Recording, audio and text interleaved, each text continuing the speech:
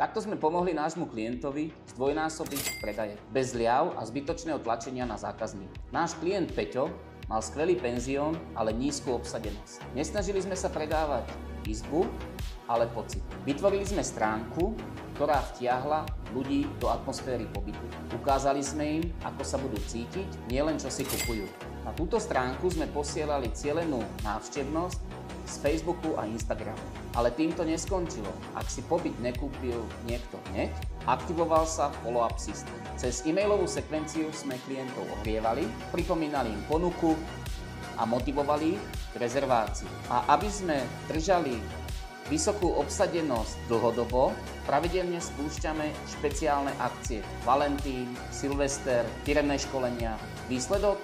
Za viac ako rok sme dokázali urobiť nárast viac ako o 200%. Chceš vedieť, ako aj ty môžeš zvýšiť predaj bez tlačenia na cenu? Napíš do komentára rásť a ja ti pošlem presný návod. Takto sme pomohli nášmu klientovi zdvojnásobiť predaje, bez zliav a zbytočného tlačenia na zákazník. Náš klient Peťo mal skvelý penzión, ale nízku obsadenosť. Nesnažili sme sa predávať izbu, ale pocit. Vytvorili sme stránku, ktorá vtiahla ľudí do atmosféry pobytu. Ukázali sme im, ako sa budú cítiť, nielen čo si kupujú. Na túto stránku sme posielali cielenú návštevnosť z Facebooku a Instagramu. Ale týmto neskončilo. Ak si pobyt nekúpil niekto hneď, aktivoval sa follow-up systém. Cez e-mailovú sekvenciu sme klientov ohrievali, pripomínali im ponuku a motivovali ich k rezervácii. A aby sme držali vysokú obsadenosť dlhodobo, pravidelne spúšťame špeciálne akcie. Valentín, Silvester, firemné školenia.